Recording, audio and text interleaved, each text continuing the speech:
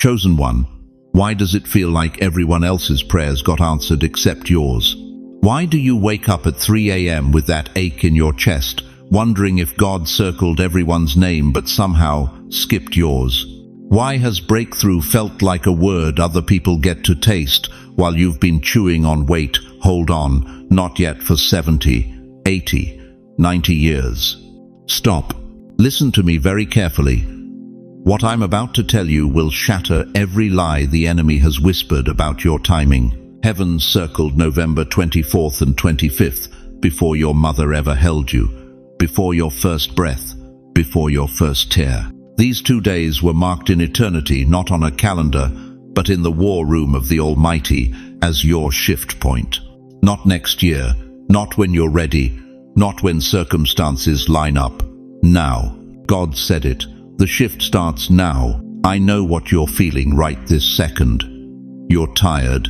You've watched younger generations step into the very things you prayed for. You've sat in that kitchen chair staring at bills that don't add up, prescriptions you can't afford, a phone that doesn't ring anymore. You've stood at graves and wondered if your best days got buried with the people you loved. The world told you to step aside. Your own family treats you like you're fading. Even the church, the place that should have seen your fire, put you in a corner and called it honoring the seniors. But heaven never forgot your name. Before we go deeper, and we're about to go deep, I want to pause and thank every single one of you who has supported this message through super thanks. Your generosity means more than you know. You're not just donating, you're helping spread light to others who feel alone in their calling. Whether you give or not, I'm deeply grateful for your presence here. Your support, your time, your attention, it all matters. And if this message resonates with your soul, go ahead and sow that seed of faith. Now, here's what the enemy doesn't want you to discover. He panicked this week. I felt it in the spirit. Something shifted in the heavenlies over your life, and hell went into emergency mode.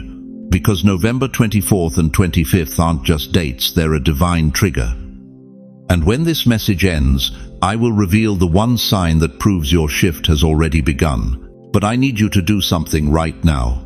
If your spirit is stirring, if something in your chest just woke up, type shift now in the comments. Let heaven see you're awake. Let the angels take note. Let hell know you're still here. Because, chosen one, your wait just ended. Why have you been waiting so long? Why did breakthrough bypass you for decades, while others half your age walked into their promises? And why, after all these years, would God choose these 2 specific days to flip your entire story? Because, beloved, there's something about divine timing you were never taught. You've been living by the wrong clock. Let me explain something that's going to crack open everything you thought you knew about how heaven operates. There are 2 kinds of time mentioned in the original Greek of the New Testament. The first is chronos, that's calendar time, the ticking of clocks, the turning of pages on your wall calendar. January, February, March, birthday after birthday after birthday. Chronos is the time that made you feel like you were running out of chances. But then there's Kairos. Kairos is when God himself steps off his throne and crashes into your timeline. It's when heaven tears through the fabric of ordinary days and marks one moment, 1 hour, one specific date and says, "This is it. This is when everything changes." Chronos counts your years, Kairos redeems them, and November 24th and 25th. These aren't just dates on a calendar, chosen one. They're a Kairos moment with your name written all over it. You see, some dates are appointments. You show up at the doctor's office at 2 p.m. because that's when they can see you. Some dates are celebrations. Thanksgiving dinner at your daughter's house because that's when the family gathers. But these dates, these 2 days, they're something else entirely. They're a holy intersection. A crossing point where what has been collides with what's about to be. Think about it this way. You've been standing on one side of a river for 70, 80, 90 years. You've watched the water flow. You've wondered if you'd ever cross. You've seen others wade in and reach the other side while you stayed planted on the shore, believing maybe, just maybe, your crossing was never meant to happen. But God wasn't delaying you. He was developing you. Here's what breaks my heart about how the world treats age. They see your grey hair and think your glory days are gone. They see your slower pace and assume your purpose has expired. But God looks at your silver crown and says, finally, you're ready for what I've been holding. He didn't wait until your youth when you were strong but reckless. He didn't move when you were middle-aged, when you were busy but distracted. He waited until your wisdom ripened, until you learned that strength isn't in your muscles, but in your surrender. Until you discovered that faith isn't loud and flashy, it's quiet and immovable. Look at the pattern in Scripture. It'll shake you. Joseph was 30 when he got promoted from prison to palace. Overnight. One day he's rotting in chains. The next day he's second in command of Egypt. Genesis 41-14 says, Then Pharaoh sent and called Joseph, and they brought him quickly out of the dungeon. Quickly. In one kairos moment, 13 years of waiting exploded into destiny. Moses met God at a burning bush when he was 80 years old. 80, the age when the world says you should be settling into your rocking chair. But Exodus 3:2 records that the angel of the Lord appeared to him in flames of fire from within a bush. That bush wasn't burning in Moses' 20s. It wasn't blazing in his 50s. It ignited when he was 80, because that's when he was ready to deliver a nation. Anna the prophetess was 84 when she recognized baby Jesus in the temple. Luke 2:37 says she never left the temple but worshipped night and day, fasting and praying. For decades, she showed up. She prayed, she waited. And on one specific day, in one kairos moment, she saw the Messiah with her own eyes and became one of the first evangelists of the gospel. Do you see what God is telling you through these lives? Your age isn't your disqualification, it's your diploma. You've been in the school of waiting, and you're about to graduate into the season of manifestation. But here's what you need to understand about these 2 days, November 24th and 25th. There's something about them that mirrors a moment in Scripture so powerful, so sudden, so impossible, that when it happened, an entire nation had to rewrite their understanding of what God can do. I'm talking about the Red Sea moment. One day the Israelites were trapped water in front of them, Egyptian army behind them, no way out. The next day they were walking on dry ground through a path that shouldn't exist, while their enemies drowned in the same water that saved them. Exodus 14:22 says, The Israelites went through the sea on dry ground, with a wall of water on their right and on their left. What happened between those 2 days? A kairos moment, a divine interruption, a shift so sudden that what looked impossible at sunset became inevitable at sunrise. And that's what these 2 days represent for you. Right now, you're standing at your Red Sea. You've got impossibilities in front of you, finances that don't make sense, health that's failing, loneliness that crushes your chest at 3 a.m., dreams that seem buried with the people you've lost. And behind you, the enemy is closing in, depression, regret. The voice that whispers, you're too old, you're too late, you missed it. But between November 24th and 25th, God is about to part your sea. I'll explain exactly how that's going to happen when we reach the next part of this message.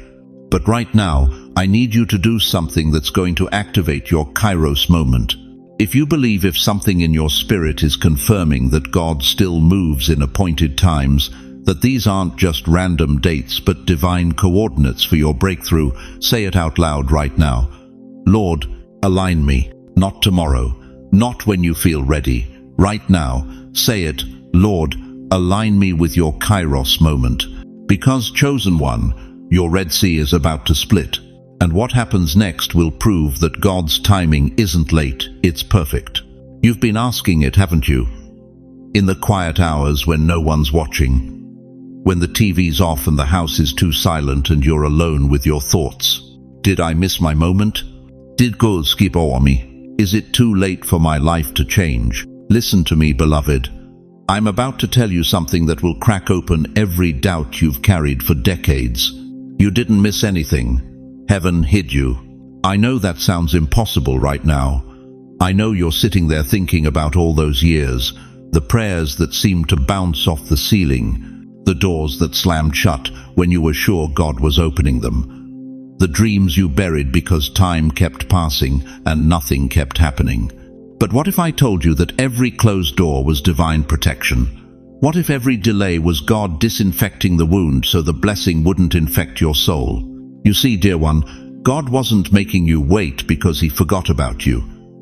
He was making you ready for something your younger self couldn't have handled. Think about it. If you'd gotten that breakthrough at 30, would you have had the wisdom to sustain it? If that door had opened at 40, would you have had the character to walk through it without losing yourself?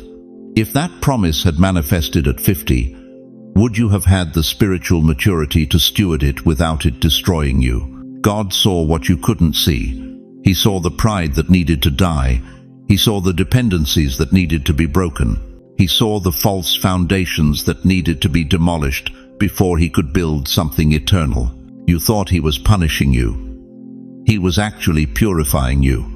Moses spent 40 years in the wilderness before God called him from that burning bush. 40 years, can you imagine? He'd killed a man trying to deliver Israel his own way. He ran, he hid. He became a nobody tending sheep in the middle of nowhere. But God wasn't done with him. God was preparing him, because the Moses who fled Egypt at 40 couldn't have led Israel. He was too impulsive, too self-reliant, too full of his own strength.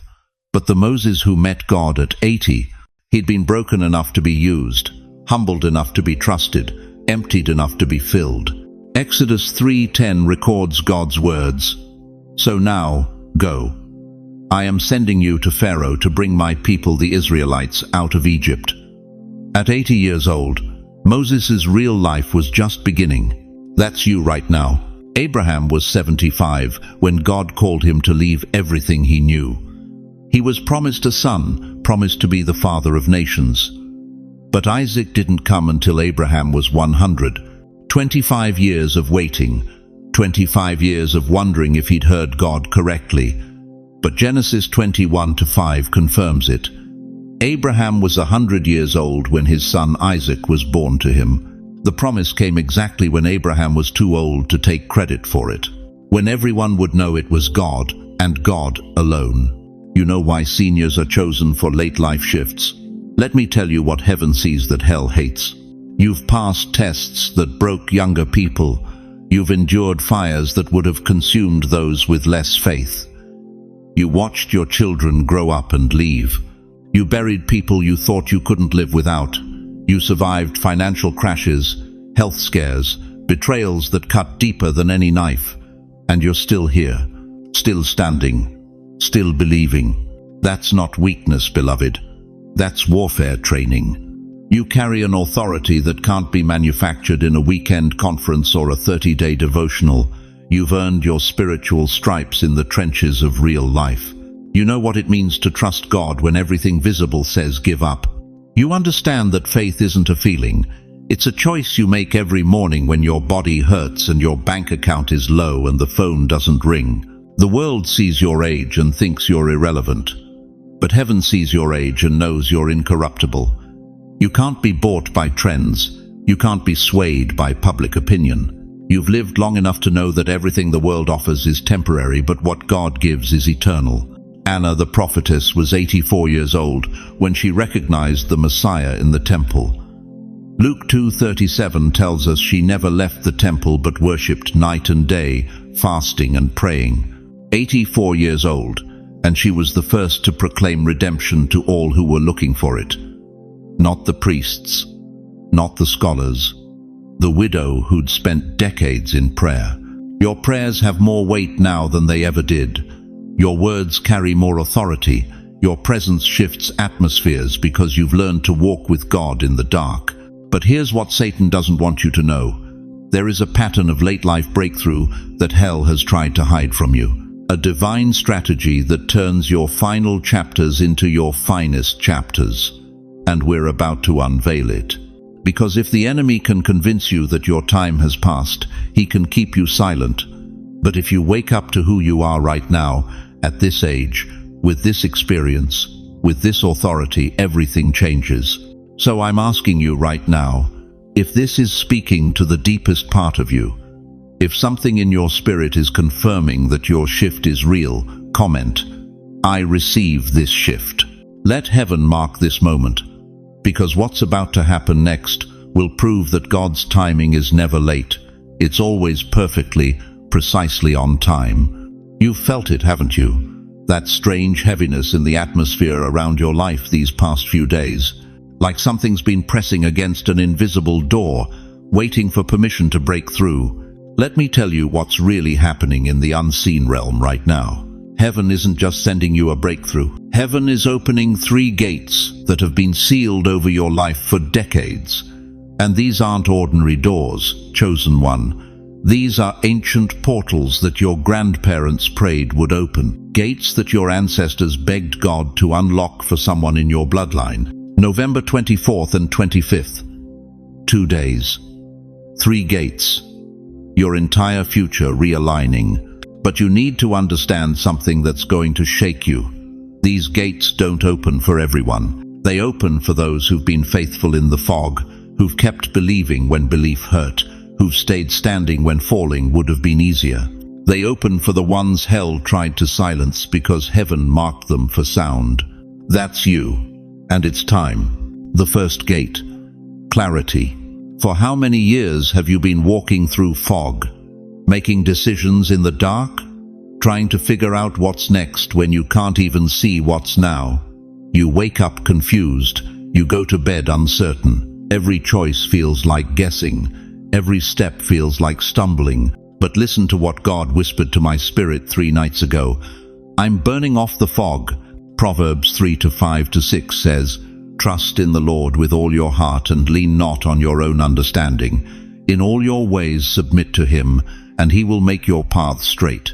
Your paths, plural. Not just one direction. Every area of your life that's been twisted is about to be made straight. Starting November 24th. Supernatural clarity is crashing into your mind like dawn breaking over the East River. That decision you've been wrestling with for months, you're going to know. That relationship you've been confused about, crystal clear. That financial move you've been afraid to make, the answer will hit you so hard you'll wonder why you ever doubted. God is removing the noise so you can finally hear his instructions. Every distraction that's been screaming in your ear, every voice that's been pulling you in 10 directions, silenced, cut off, cancelled by divine decree. You're about to make decisions with a peace that doesn't make sense to your natural mind. People will ask you, "How do you know?" And you won't be able to explain it. You'll just know. That's the first gate opening. That's clarity flooding into spaces that have been dark for too long. The second gate, connection. Now hear me on this one, because this is where it gets personal. God is about to restore people and remove people in the same season. And both movements are mercy. You've been carrying dead weight, haven't you? Relationships that drain you. People who take but never give. Connections that used to be life-giving but now feel like life-taking. You've been too loyal, too committed, too afraid to let go because you thought holding on was what God wanted. But Ecclesiastes 3:6 declares there's a time to search and a time to give up, a time to keep and a time to throw away. Your time to throw away toxic connections has arrived. God is removing the leeches so he can restore the lions. He's clearing out the takers so he can bring back the covenant keepers. And I'm telling you something that's going to sound impossible, but is absolutely prophetic. Someone you lost contact with years ago, someone who truly understood you, who saw your value, who recognized your calling, they're about to reappear. Not by accident, not by coincidence, by divine orchestration. Maybe it's a friend from 40 years ago who knew you before the world tried to change you. Maybe it's a family member who drifted away during a season of confusion. Maybe it's a mentor who poured into you and then life pulled you apart. God is about to reconnect what hell tried to separate.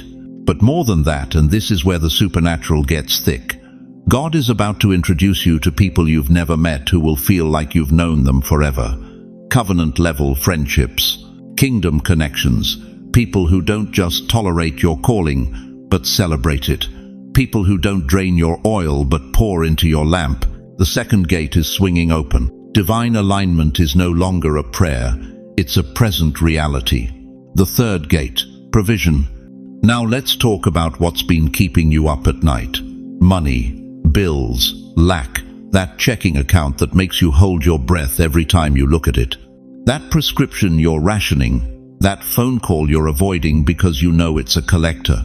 The financial atmosphere over your life is shifting right now, not tomorrow, not next month, right now. Job 22:28 promises, "You will also declare a thing, and it will be established for you, so light will shine on your ways." Established. That means what's been unstable becomes solid, what's been uncertain becomes sure, what's been barely enough becomes more than enough. Listen to what's about to happen. Resources you didn't apply for are about to show up. Help you didn't ask for is being dispatched. Money from sources that don't make logical sense is being released into your hands. I'm not talking about winning the lottery. I'm talking about supernatural provision that leaves you speechless. Someone paying a bill you never mentioned. A check arriving that you weren't expecting. An opportunity presenting itself that solves 3 problems at once. God sending ravens to feed you, like he fed Elijah provision from impossible directions. But here's what's really happening. You're stepping out of survival mode and into assignment mode. For too long, you've been managing lack. Now you're about to steward abundance. Because God can't trust everyone with overflow, but he can trust someone who's been faithful with nothing. The third gate is opening, and what walks through it will make up for every year you went without. Now listen to me. You've got 3 gates in front of you. Clarity, connection, provision. And the moment you acknowledge which one you need most, you activate it. So here's what I need you to do right now. Choose one gate, write it in the comments. Clarity, connection, provision. The moment you write it, you're not just typing words, you're making a declaration that heaven hears and hell has to honor. But before you do, you need to understand what happened the last time someone stepped through gates God opened. Because what I'm about to show you will prove that your shift isn't coming. It's already here. You felt it, didn't you? This past week, maybe the last 10 days, something shifted in the atmosphere around your life. And it wasn't peace. It was pressure. Heavy, suffocating pressure that made you wonder if you were losing your mind. You woke up exhausted even though you slept 8 hours. Your body felt like you'd been carrying bricks up 5 flights of stairs in your sleep. Doctors can't find anything wrong, but you know something's attacking you. You felt it in your bones. Then came the emotions. Out of nowhere, rage. Sadness so thick you couldn't breathe. Anxiety that made your chest tight at 2 a.m. while you stared at the ceiling, wondering why your heart was racing when nothing was wrong. Your spouse asked what's bothering you, and you couldn't even explain it because you didn't understand it yourself. But here's what really shook you. Memories started flooding back. Things you thought you'd buried 30 years ago suddenly playing like movies in your mind. That betrayal from 1987. That loss from 1995. That shame you thought God had washed away suddenly. It's sitting on your chest like a demon that won't leave. And the strangest part, you felt watched.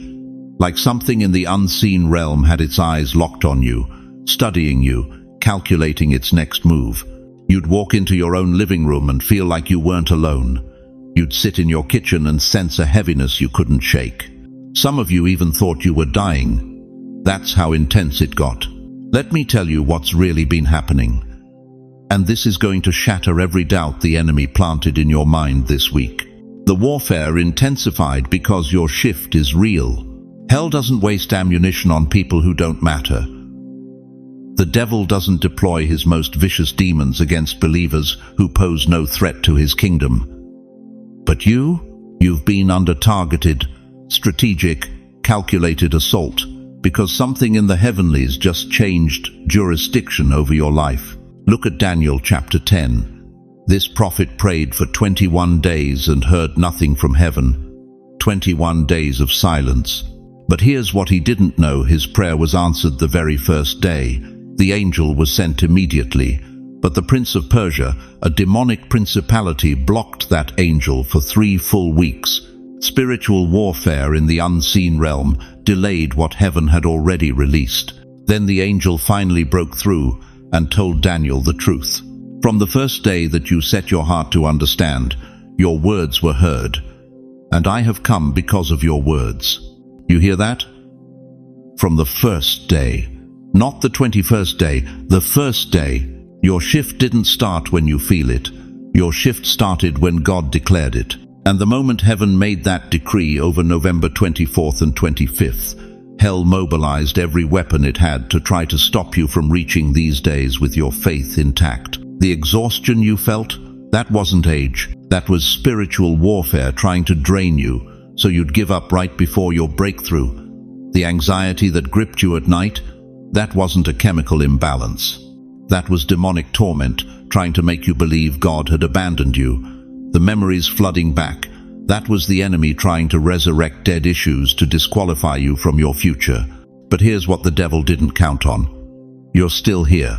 You're still watching this message. You're still breathing. You're still believing. That means the attacks failed. Listen to me carefully. The battle you faced this week wasn't evidence of God's absence. It was evidence of God's favor. Hell doesn't fight what heaven doesn't favor. The intensity of the warfare is directly proportional to the magnitude of what's about to be released in your life. Think about it. Before Moses delivered Israel, Pharaoh tried to kill every Hebrew baby. Before Jesus was born, Herod massacred innocent children. Before David took the throne, Saul hunted him through caves for years. The attack always comes before the advancement. Your warfare wasn't random, it was confirmation. The enemy saw what God was preparing to do on November 24th and 25th, and he panicked.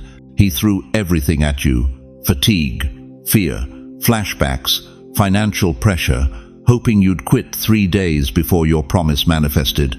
He wanted you to give up on Saturday when your Sunday was already written. But you didn't quit. And that's why you're hearing this message right now. 2 Corinthians 2:11 warns us, lest Satan should take advantage of us, for we are not ignorant of his devices, his strategies, his patterns. And one of his favorite tactics is to hit you hardest right before your breakthrough, hoping you'll interpret the warfare as rejection instead of recognizing it as confirmation. The attacks weren't signs of defeat. They were signs of promotion. You know why the enemy worked overtime this past week? Because he knows something you're just now discovering. Your influence is about to increase. Your authority is about to expand. Your voice is about to carry weight it never carried before. And hell cannot afford for you to step into that level of power. So he tried to take you out before you even knew what you were stepping into. But it didn't work. You survived. And survival isn't luck. Survival is proof that what's in you is greater than what's against you. Now here's what you need to understand. The warfare you experienced was the final resistance before the release. It was hell's last desperate attempt to stop what heaven has already ordained. And the fact that you made it to November 24th and 25th means you passed the test. The shift is real. The warfare confirmed it. There's one specific sign that proves the warfare is breaking, and I'll reveal it before this message ends. But right now, if you've felt unusual warfare recently, if the past week felt like you were fighting invisible battles, if you've experienced everything I just described, type this in the comments. The shift is confirmed. Let heaven see that you recognize what just happened.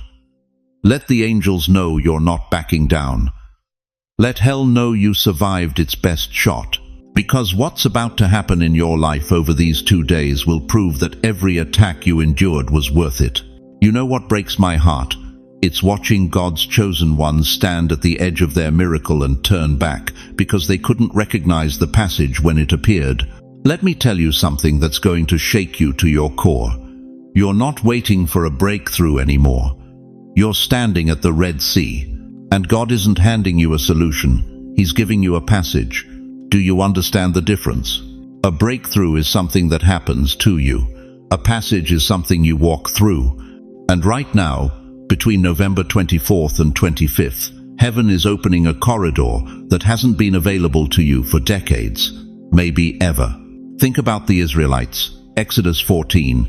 They'd been slaves for 400 years, 4 centuries of bondage, of broken dreams, of watching their children born into chains. And when God finally moved, when he finally said enough, he didn't just open the palace doors and say, "You're free now, go home." No. He led them to an impossible place. The Red Sea in front of them, Pharaoh's army behind them, mountains on both sides, trapped, cornered, staring at certain death. And that's when Moses lifted his staff.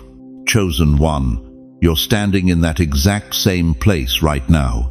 Behind you is everything that tried to destroy you. The depression that followed you for 40 years, the poverty that stalked your family for 3 generations, the loneliness that made you wonder if anyone would even notice when you're gone, the sickness that doctors can't explain, the doors that stayed locked no matter how hard you knocked. That's Egypt. That's your past. That's the enemy's army. But in front of you is something you can't see yet. Something that looks impossible. Something that your logical mind says can't happen at your age, with your history, with your bank account, with your broken body. And God is saying the same thing. He said to Moses, "Tell the people to move forward, not backward, not sideways, forward, into the impossible." Here's what most people miss about the Red Sea moment. God didn't part those waters days before the Israelites got there. He didn't open that passage weeks in advance so they could see it was safe. He waited until their feet touched the water, until they took the step of faith, until they committed to the crossing. Exodus 14:21 says, "Moses stretched out his hand over the sea, and all that night the Lord drove the sea back." All that night. It took time. It wasn't instant. There was a process between the command and the manifestation. But here's what gets me.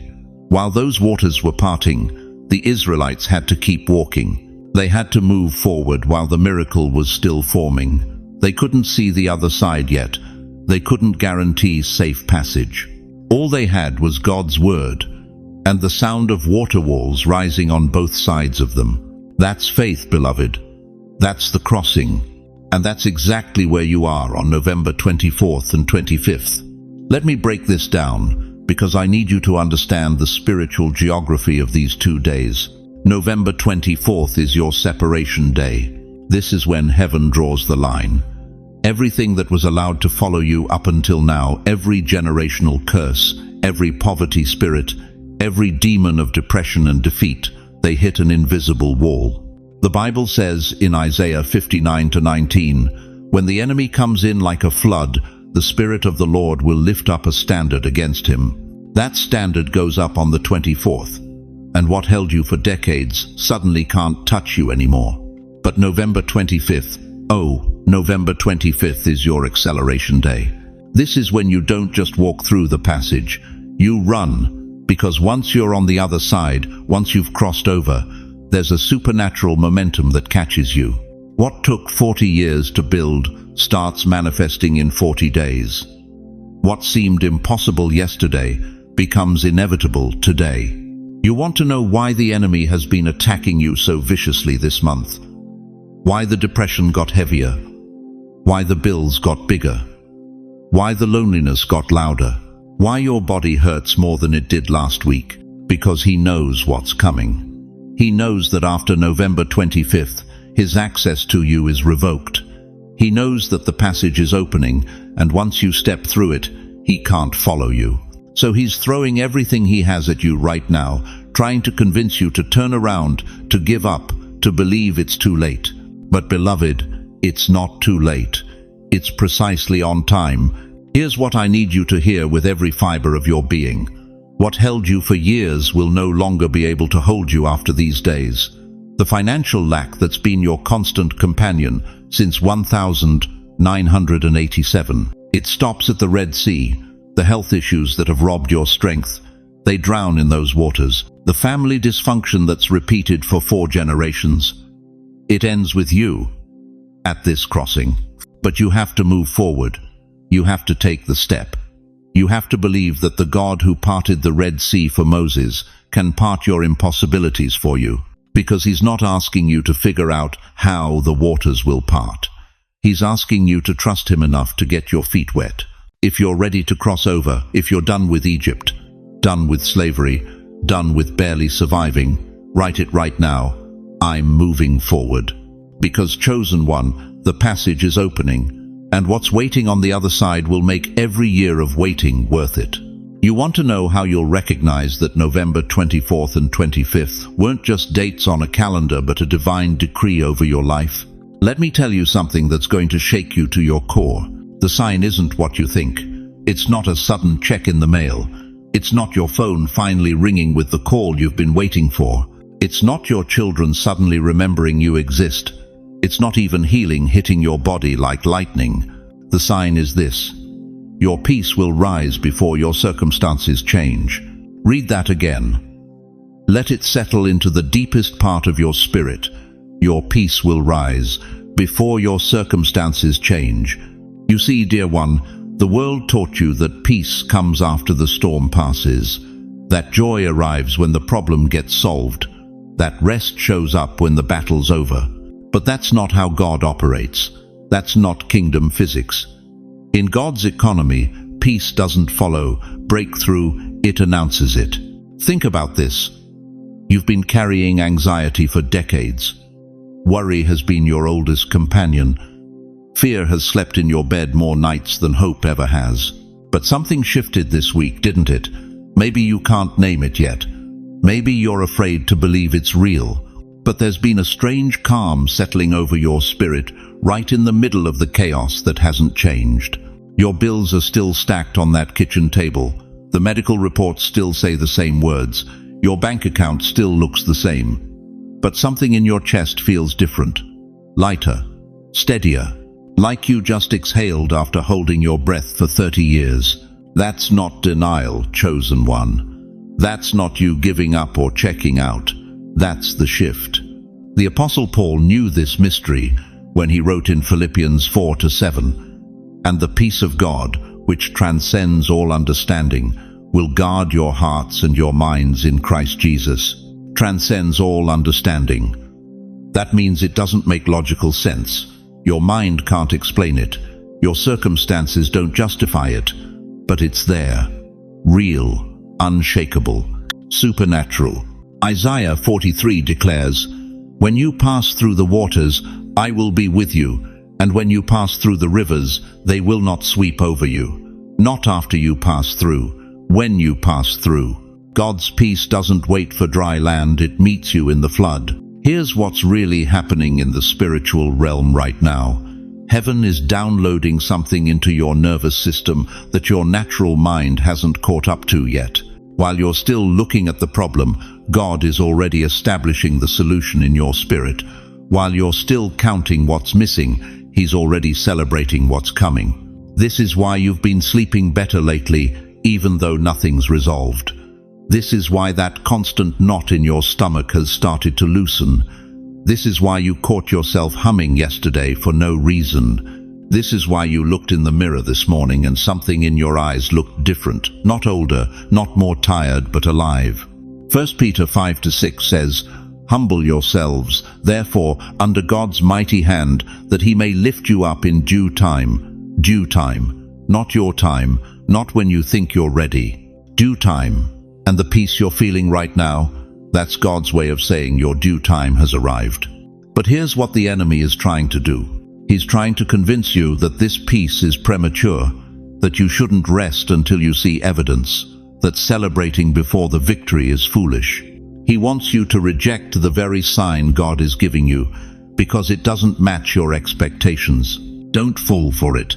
When you feel peace in the middle of the storm, that's not weakness, that's warfare. When you experience calm while the bills are still unpaid, that's not ignorance, that's intelligence from another realm. When you sense hope without visible evidence, that's not delusion, that's the substance of things hoped for. the evidence of things not seen. Have you felt it already? That quiet reassurance settling in your bones, that steady inner voice whispering, "It's going to be okay." That's not your imagination, beloved. That's confirmation. That's heaven's receipt for a prayer that's already been answered in the spiritual realm and is now manifesting in the natural. Type "the shift is now" if you've sensed this peace. If something in you just recognized itself in these words, because what I'm about to tell you next will explain exactly what's about to break loose in your life and why the enemy is terrified of what happens when you finally believe the shift is real. You want to know why this week felt different, why something lifted that you couldn't name, why you slept deeper Tuesday night than you have in months. I'm about to show you something that's going to make you weep with relief. God didn't just open a door for you. He removed 3 things blocking your path. Things so embedded in your daily existence you thought they were part of you. But they weren't you, beloved. They were chains disguised as normal life. The first removal: hidden saboteurs. Let me ask you something that's going to sting. How many people in your life smile at you, but you leave their presence feeling drained, empty, like someone pulled a plug and your peace just leaked out onto their floor? You thought it was you getting older. You thought it was your health, but it wasn't. These people, family, old friends, even church members, they weren't just taking your time. They were feeding on your anointing. And you couldn't see it because the Bible warns us in Matthew 10:36, "A man's enemies will be the members of his own household." God blocked conversations you didn't know were about you. Phone calls that would have derailed your peace. Text messages designed to resurrect old guilt. Invitations to gatherings where your name would have been whispered over coffee and judgment. He removed them. Not because he's cruel, but because November 24th and 25th required a clear runway. You can't shift into your next season while carrying people who are spiritually anchored to your past. You thought you were losing people. You were losing chains. Some of you right now are feeling it. That person who used to call 3 times a day, suddenly silent. That relative who always needed something, haven't heard from them. That friend who never had anything good to say about your decisions, gone quiet. Stop mourning it. Start recognizing it. God is a surgical God. He removes with precision what would poison your future. The second removal: inner burdens. But people weren't your only saboteur. You were. For decades, I'm talking 40, 50, 60 years, you've been rehearsing the same stories in your mind. That divorce in 1987, that business failure in 1995, that thing your mother said to you when you were 17 that made you believe you'd never amount to anything. You've played those recordings so many times they became the soundtrack of your life. Shame became your morning alarm. Regret became your evening prayer. And the enemy laughed because he didn't have to attack you, you were attacking yourself. But something broke this week. Isaiah 43:18 thunders into your situation right now. Forget the former things. Do not dwell on the past. Not suggest. Not consider. Forget. Because God just hit the delete button on the inner dialogue that's been imprisoning you. That story you tell yourself about why you're not worthy. God removed it. That belief that you missed your moment, extracted. That voice that says you're too old, too broken, too ordinary, silenced. The shift removed what you kept rehearsing in your mind for decades.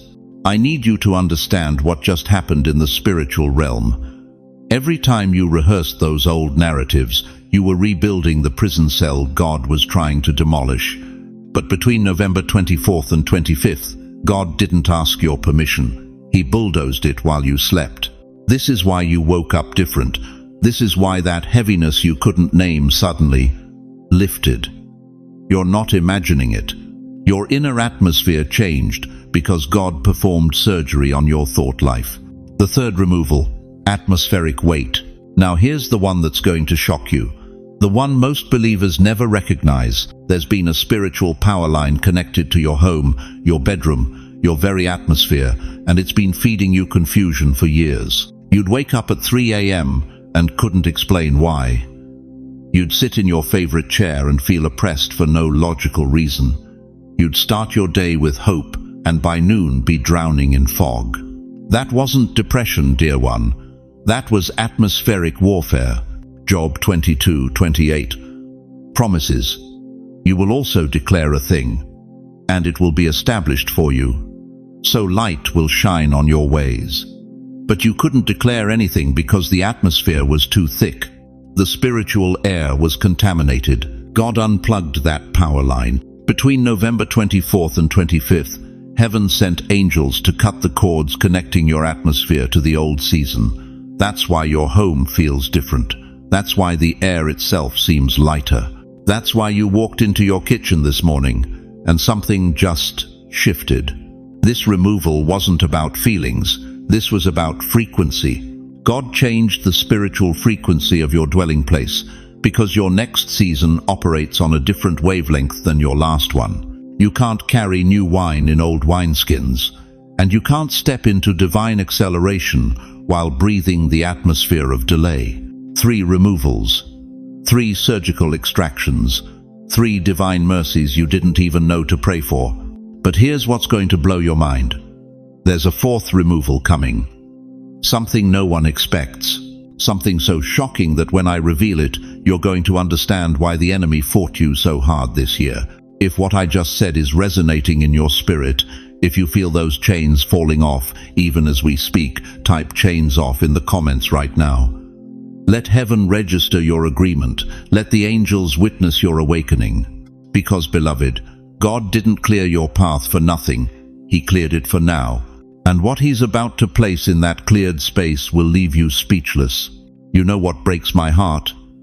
It's watching someone who's carried the fire of God for 70, 80, 90 years suddenly believe the lie that their flame is going out. Listen to me, beloved. What's happening inside you on November 24th and 25th isn't a flicker before the darkness. It's a divine reconstruction. God is tearing down the version of you that survival built and reinstalling the version of you that destiny requires. You've spent decades becoming who the world needed you to be. The dutiful parent, the reliable employee, the quiet churchgoer who nodded and smiled and never caused trouble. You buried your voice to keep the peace. You shrunk your dreams to fit other people's comfort zones. You learned to make yourself smaller so everyone else could feel bigger. But God is saying, starting November 24th, no more. He's not tweaking you. He's not adjusting you. He's reinstalling the original version of you that life tried to erase, the one who spoke with authority, the one who prayed with fire, the one who walked into rooms and changed the spiritual temperature without saying a word. That person, they're coming back. And here's what terrifies hell about your reactivation. You're not coming back weaker. You're coming back wiser.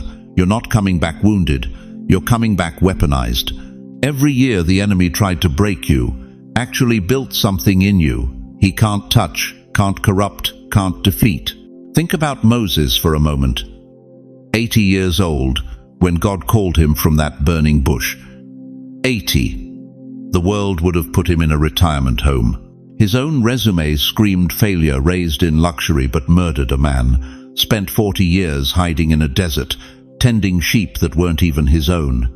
If Moses walked into a job interview today, they'd laugh him out of the building. But God saw something different.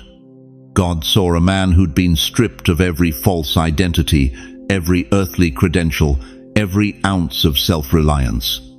God saw someone finally empty enough to be filled. And in the next 40 years, Moses didn't just lead, he liberated. He didn't just survive, he shifted nations. He spoke to God face to face while everyone else trembled at the thunder. You think your best years are behind you? Moses' best years didn't start until he was 80. Look at Caleb, 85 years old in Joshua 14, standing before Joshua with fire in his aged eyes, demanding his inheritance. "Give me this mountain," he declared. "Not give me a rocking chair. Not give me a quiet corner to fade away in peace. Give me this mountain. Give me the impossible. Give me the giants. Give me the fight that younger men are too afraid to take." And God gave it to him. Because courage doesn't retire. Faith doesn't have an expiration date. And divine assignments don't come with age limits. Then there's Anna, 84 years old, widowed after just 7 years of marriage. The world would have called her tragic. Society would have labeled her forgotten. But Luke 2 tells us she never left the temple praying, fasting, worshipping day and night for decades. And when baby Jesus was brought to the temple, it wasn't the priests who recognized him. It wasn't the scholars. It was Anna, the 84-year-old widow who'd spent her entire life preparing for one prophetic moment. She didn't miss her moment because of her age. Her age was her moment, because only someone who'd walked with God that long could recognize what everyone else was blind to. You're not outdated, chosen one. You're upgraded. Every wrinkle on your face is a line of code, divine programming written through decades of walking with the Almighty. Every gray hair is a stripe of honor. Every battle scar is proof that you survived what was designed to destroy you. And starting November 24th, God is doing something that will leave people speechless. He's replacing your spiritual glasses, the prescription you've been looking through, the one that made you see limitation, decline, irrelevance. He's shattering it. And when he hands you the new lenses, your future is going to snap into focus so sharp it'll take your breath away. You're going to see opportunities you walked past for years. You're going to recognize divine appointments you thought were coincidences. You're going to understand that every closed door wasn't rejection, it was protection. Every delay wasn't denial, it was preparation. Your age is not your limitation, it is your accreditation. The world measures value by productivity.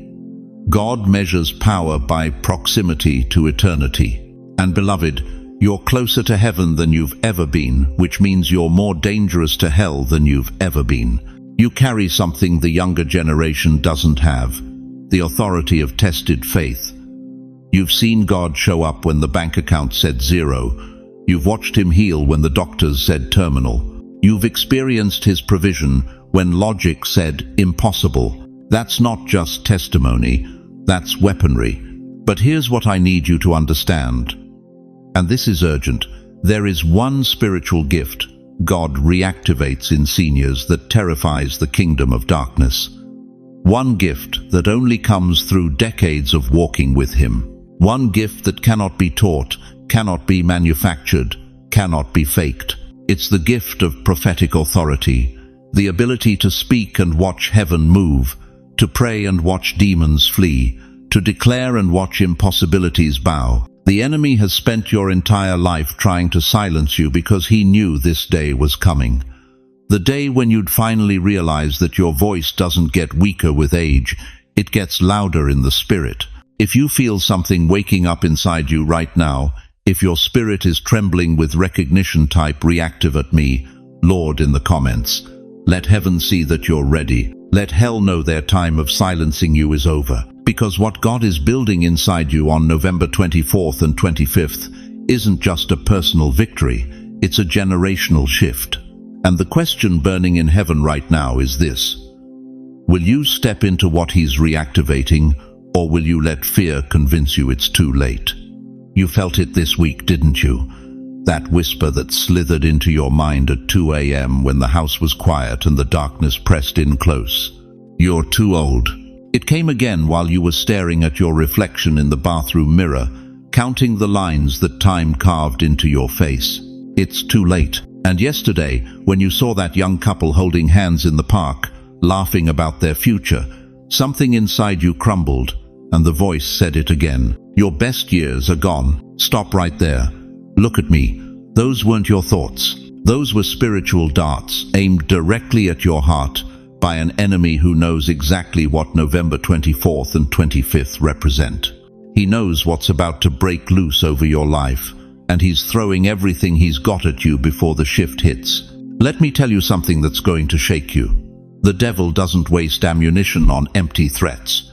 He doesn't send his most vicious demons after people who pose no danger to his kingdom. But you've been under relentless assault for one reason, and one reason only. You carry something he fears more than nuclear weapons. Think about this. Why would hell mobilize against a 75-year-old grandmother sitting in her living room? Why would darkness spend resources attacking an 82-year-old retired construction worker who just wants to watch his grandkids grow up?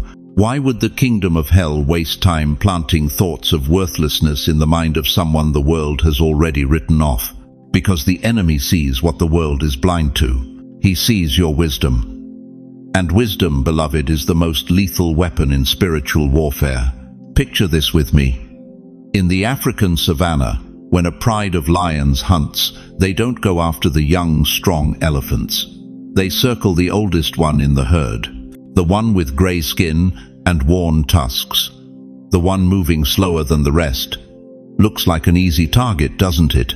But those lions don't know what the tribe knows.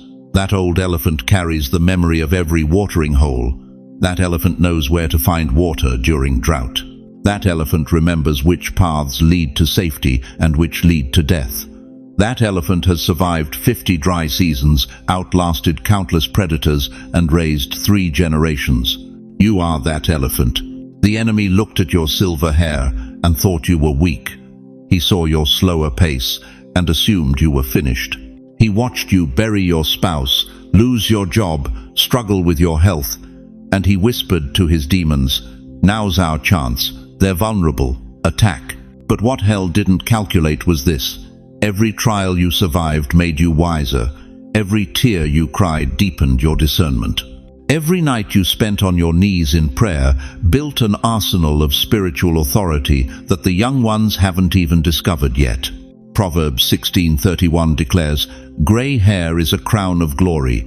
It is gained in a righteous life. Not a crown of retirement, a crown of glory. Not a symbol of decline, a symbol of dominion." Do you understand what I'm telling you? The very thing the world sees as your weakness, your age, is actually your greatest weapon. Because you've walked with God long enough to know His voice from the counterfeit. You've been through enough storms to recognize when He's about to part the sea. You've endured enough wilderness to know when you're standing at the edge of the promised land. This is why the attack intensified this week. This is why the whispers got louder. This is why suddenly every insecurity, every regret, every fear you thought you dealt with years ago came rushing back like a flood. Hell fears the wisdom you carry more than the strength you lost. Young warriors have energy. You have experience. Young believers have passion. You have proven faithfulness. Young prophets have words. You have authority forged in the furnace of decades, walking with the Almighty. And here's what's about to blow your mind. What God is releasing over seniors in this shift, the mantle, the anointing, the supernatural authority, He's pouring out on November 24th and 25th. The young cannot access it. This isn't about age discrimination. This is about divine qualification. Moses was 80 when God called him to his greatest assignment. You know why? Because it took 80 years of preparation to build the character needed to handle that level of power without being destroyed by it. Sarah was 90 when she birthed the promise. You know why? Because it took 90 years of waiting to develop the faith that could laugh at impossibility and still conceive a miracle. Caleb was 85 when he said, "Give me this mountain." You know why? Because it took 85 years of faithfulness to earn the right to claim territory that younger men were too afraid to touch. The enemy's final attack before your shift isn't random. It's strategic. He's trying to convince you to disqualify yourself before God releases what's been locked in heaven's vault with your name on it. But I'm here to tell you, those lies die today. That voice telling you it's too late, it's not God's voice. That thought whispering you're irrelevant, that's not heaven's verdict. That feeling that your best days are behind you, that's not prophetic truth. That's demonic deception designed to make you abort your own miracle right before delivery. Right now, I need you to do something that's going to send shockwaves through the spirit realm. Type these 4 words in the comments. I reject every lie. Say it out loud where you are. Let your voice carry authority. Let hell hear that you're awake. Let the angels witness your declaration. Let God see that His investment in you wasn't wasted. Because chosen one, the enemy's final attack just became the proof of your imminent victory. And what's about to happen on November 24th and 25th will silence every voice that ever told you your time was up. But you need to understand something crucial about why these specific dates matter. Now listen to me carefully, chosen one. What I'm about to give you isn't theory. This isn't another sermon to make you feel good for 20 minutes, then send you back to the same empty routine. This is instruction from the throne room. Direct, clear, specific. God just handed me a blueprint for your next 30 days. And if you follow it, if you actually do what I'm about to tell you, these 30 days will undo 30 years of delay. Let that sink into your bones. 30 years, the decades you spent waiting, wondering, praying prayers that seemed to bounce off the ceiling. The seasons you watched everyone else get promoted while you got passed over. The nights you cried yourself to sleep, asking God if he'd forgotten your address. 30 years of delay. About to be undone in 30 days. But here's what most people miss. God doesn't move in chaos. He moves in order. He doesn't bless clutter. He blesses consecration. So before heaven can release what's yours, you've got to prepare space to receive it. Instruction 1. Prepare space. I need you to do something that might sound too simple, but don't you dare dismiss it because it seems small. Choose one corner of your home. Just one. Could be by that window where the morning light comes through. Could be that chair in your bedroom you never sit in. Could be a spot at your kitchen table. Clean it. I mean, really clean it. Move the mail. Dust it off.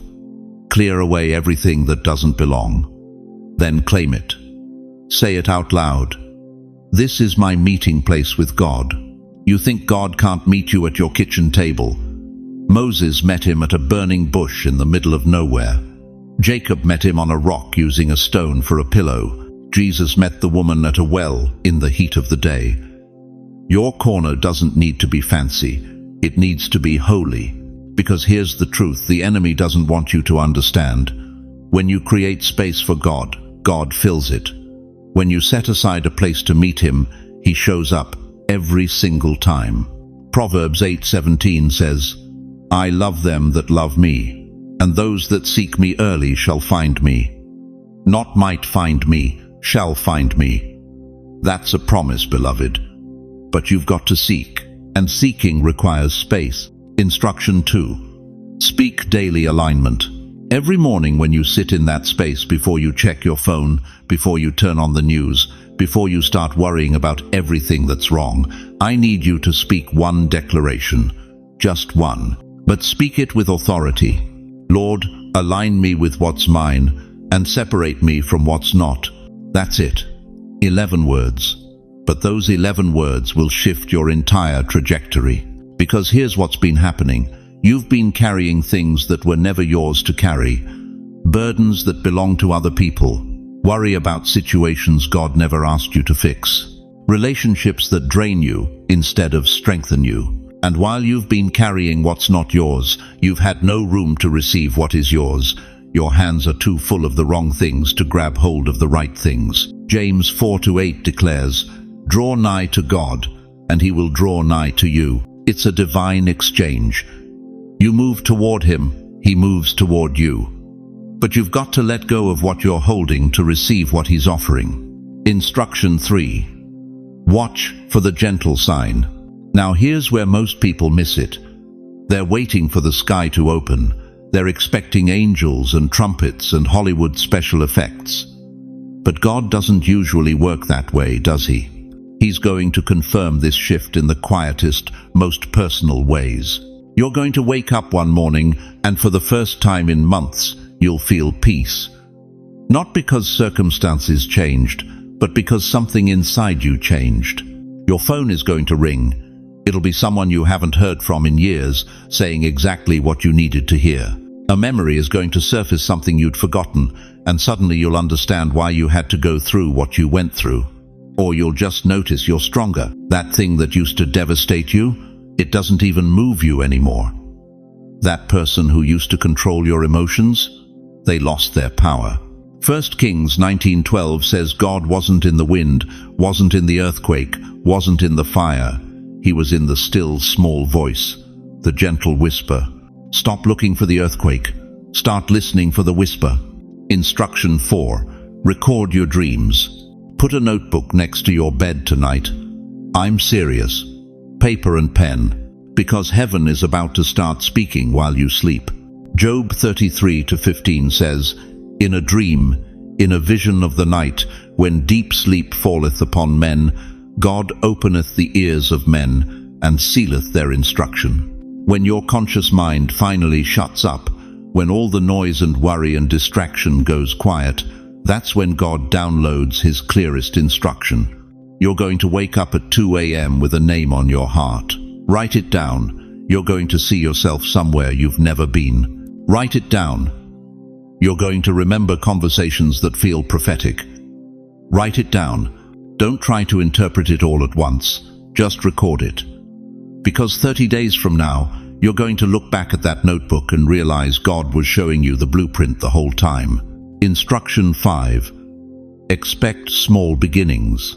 Here's what's going to frustrate you. The shift isn't going to look like what you expected. It's not going to come as a lottery ticket or a sudden inheritance or your estranged child showing up at your door. It's going to be small, so small you'll be tempted to dismiss it. A $5 bill you forgot in your coat pocket when you needed gas money. A sudden urge to call someone, and that call opens a door. A thought that won't leave you alone, and when you follow it, everything changes. Zechariah 4:10 asks, Who hath despised the day of small things? Don't you dare despise the small shift.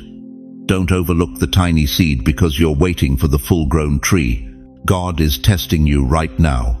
Will you be faithful with little before he trusts you with much? These next 30 days will undo 30 years of delay. But only if you follow the instruction. Only if you prepare the space. Only if you speak the alignment. Only if you watch for the signs. Only if you record the dreams. Only if you honor the small beginnings. Heaven is moving. The question is, are you ready to move with it? Type it right now. I'm ready for 30 days of shift. Because what's about to happen in your life won't make sense to anyone watching. But it'll make perfect sense to you. Because you'll know exactly when it started. It started the moment you said yes. You want to know what God just showed me about you? Close your eyes for a moment. No, really close them. Because what I'm about to describe isn't something you hear. It's something you see with your spirit. I see a field. A vast, endless field that stretches beyond what your natural eyes can measure. But here's what breaks my heart. You've been standing at the edge of this field your entire life, staring at it through a fence made of rejection, a fence built by disappointment, a fence constructed by people who told you that your season was over, that your time had passed, that fields like this weren't meant for people like you. But listen to me, chosen one. The fences around your life just broke, not cracked, not weakened, shattered. On November 24th and 25th, heaven sent a sound, a frequency you couldn't hear with your ears, but your spirit felt it, and every limitation, every barrier, every wall that has kept you contained, just exploded into dust. You're standing there right now wondering why everything feels different, why the air tastes different, why your chest is breathing deeper than it has in decades. That's not your imagination. That's freedom, recognizing itself. Galatians 5:1 says, Stand fast, therefore, in the liberty wherewith Christ hath made us free, and be not entangled again with the yoke of bondage. Your yoke just snapped, and that field in front of you, it's been yours all along. You just couldn't see it through the fence. But there's more. Stay with me because this is where it gets supernatural. I see a door, an ancient door, thick wood, heavy iron hinges. You've walked past this door 1,000 times, maybe 10,000 times. It's been in your house, in your life, in your spirit for so long that you stopped seeing it. You convinced yourself it was locked. You tried the handle once, twice, maybe 3 times years ago, and when it didn't open, you assumed it never would. So you walked away. You made peace with it. You told yourself that whatever was behind that door wasn't meant for you. But here's what heaven just revealed to me. The door was never locked. You held the key all these years. Heaven is turning it now. You want to know what that key is? It's not your strength. It's not your youth. It's not your energy or your ability to keep up with a world that moves too fast. The key is your surrender. The key is every tear you've cried when no one was watching. The key is every night you stayed on your knees when your body screamed to quit. The key is 70, 80, 90 years of saying, "Yes, Lord," even when the answer never came. And right now, in this exact moment, God's hand is on that key in your spirit, and He's turning it. Can you hear that sound? That click? That's the sound of ancient locks giving way. That's the sound of access being granted. That's the sound of heaven saying, "Everything you've been praying for is on the other side of this door, and you're about to walk through." Revelation 3:8 declares, "I have set before thee an open door, and no man can shut it." Not your age, not your circumstances, not your bank account, not your health. No man can shut what God has opened. But let me show you one more thing, and this is going to wreck you. I see water, not just any water, the ocean. And I see you standing at the shore in the darkness, staring at black waves, hearing them crash but seeing nothing. You've been standing there so long that you forgot what you were waiting for.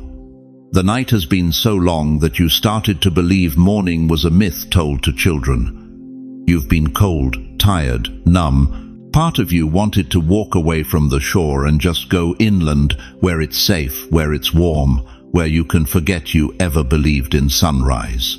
But then watch this.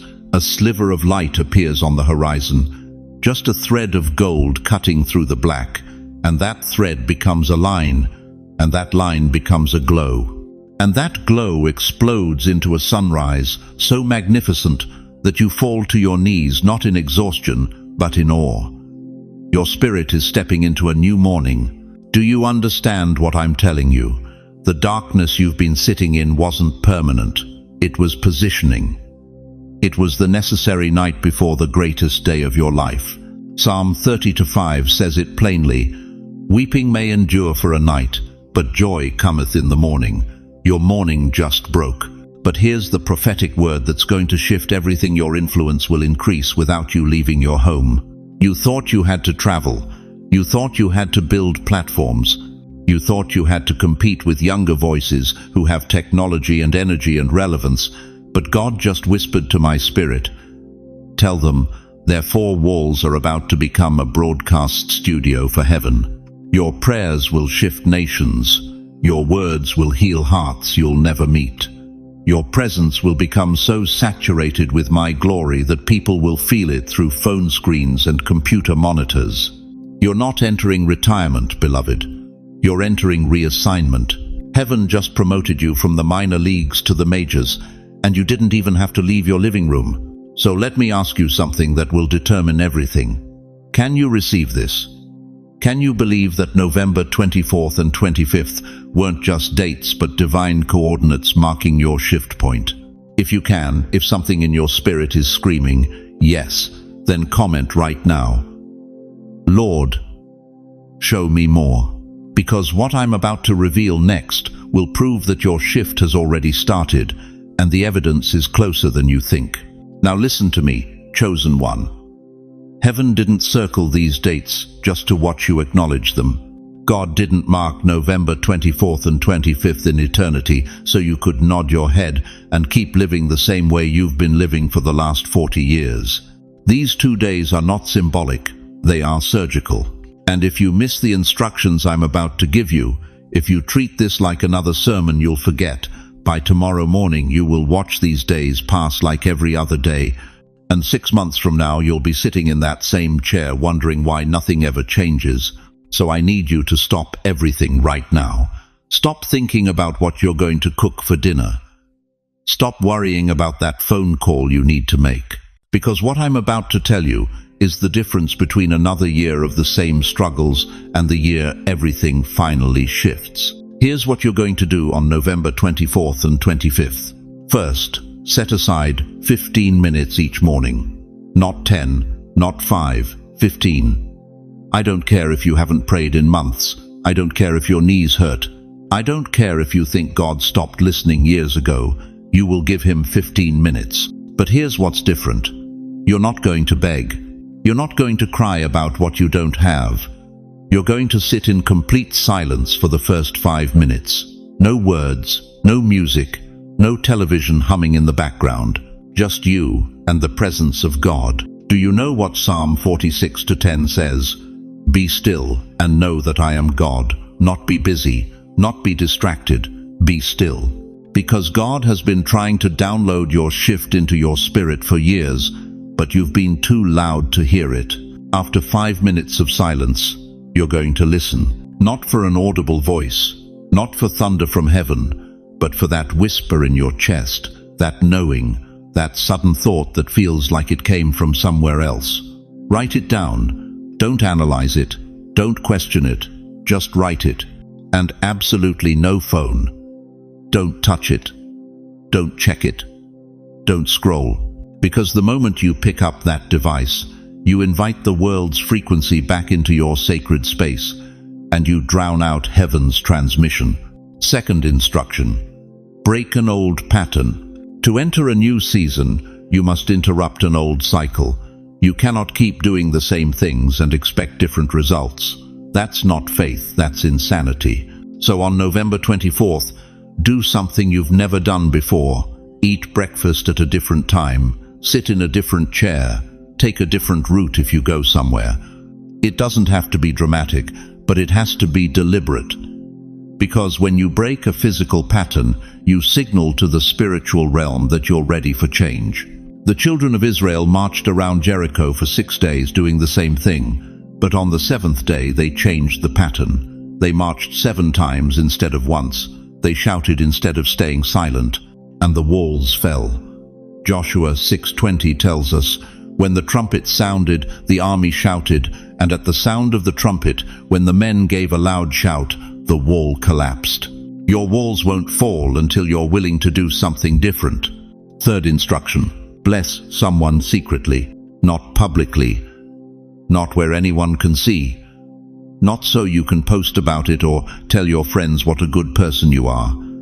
Secretly, anonymously, pay for someone's groceries behind them in line. Leave money in an envelope on a neighbor's door. Send a card to someone you haven't spoken to in years and tell them you're praying for them. Why? Because sowing is how you activate receiving. Luke 6:38 says, give, and it will be given to you. A good measure, pressed down, shaken together, and running over, will be poured into your lap. Sow where you want God to grow you. If you want financial breakthrough, sow finances. If you want restored relationships, sow reconciliation. If you want peace, sow peace into someone else's chaos. Fourth instruction: speak peace over your house. Not just your physical house, your life, your mind, your body, your family. Walk through your home on one of these 2 days and speak out loud, peace, be still. Fear, you have no authority here. Sickness, you must leave. Poverty, your reign is over. This is holy ground, and shift begins right here. You think that sounds crazy? Jesus spoke to a storm in Mark 4:39 and said, quiet, be still. And the wind died down and it was completely calm. If Jesus spoke to weather, you can speak to your circumstances. Shift begins where you stand. Fifth instruction: expect a confirming sign. Don't create one, don't manufacture it, but expect it. It might be a phone call from someone you haven't heard from in years. It might be a memory that suddenly brings healing. It might be an idea that drops into your mind out of nowhere. It might just be a supernatural calm that settles over your spirit like warm oil. But heaven will not let these days pass without touching your life. Do you hear me? Heaven will not ignore your obedience. God will not overlook your faithfulness. If you do what I've just told you to do, if you show up for your appointment, He will show up for you. But here's what you need to know. November 25th is not the end. It's the beginning. Because after November 25th, A second wave of shift begins, and it hits before December 3rd. What happens in these 2 days is the foundation. What happens in the next week is the manifestation. So right now, if you're ready to receive your appointment, if you're ready to stop watching breakthrough happen for everyone else and finally step into your own type, in the comments, "I receive my appointment." Don't just read it, type it. Because the moment you declare it, heaven takes note. Angels move, hell backs off, and your shift becomes inevitable. The question is not whether God will show up. The question is, will you, chosen one? As we come to the end of this sacred moment together, I need you to remember 3 things that will anchor your soul in the days ahead. First, November 24th and 25th are not suggestions, they are divine appointments. Heaven circled these dates before you were born, and your obedience in these 2 days will unlock what decades of striving could not. Second, the shift is not coming, it has already begun. The very fact that you found this message, that you've watched until now, that something in your spirit is stirring, that is proof. The enemy panicked this week because he knows your season of waiting just ended. Third, the instructions I gave you are simple, but they are sacred. 15 minutes of silence. Break an old pattern. Bless someone secretly. Speak peace over your house. Expect a confirming sign. Do these things, and heaven will move. But hear me clearly, beloved. You are not walking this path alone. God has not brought you this far to abandon you now. Even when you couldn't feel him, he was there. Even when the silence felt unbearable, he was working. And right here, right now, you have a community of thousands who understand your struggle, who believe in your breakthrough, and who are ready to stand with you in prayer. So let me ask you this. If God has marked November 24th and 25th as your shift point, what will you do with these sacred days? Now, close your eyes wherever you are. Let me pray over you with the authority of someone who has watched God move mountains in impossible situations. Heavenly Father, I place my hand on the shoulder of every chosen one hearing these words. You see them, Lord. You know their tears, their battles, their silent cries at 3 a.m. Today, I speak breakthrough over their lives. I declare that November 24th and 25th will not pass without your touch. Open doors no man can shut. Provide where there is lack. Heal where there is pain. Restore what was stolen. Let them feel your presence so powerfully that doubt has no place to land. Surround them with divine appointments, supernatural provision, and confirming signs that you are still God. Give them courage to obey, faith to believe, and peace that surpasses understanding. In Jesus' mighty name. Amen. Now, I want to hear from you. Comment below and tell me what you're believing God for in these 2 days. Share your testimony. Ask for prayer. This community is here for you. And if this message touched your heart, share it with someone who needs to know their shift is coming. Someone who feels forgotten. Someone who's been waiting too long. Remind them they're not alone. Thank you for staying with me through this entire word. If you haven't subscribed, do it now, because what's coming after November 25th, that second wave I mentioned, you won't want to miss it. Your shift starts now, chosen one. Go and receive it. God bless you mightily.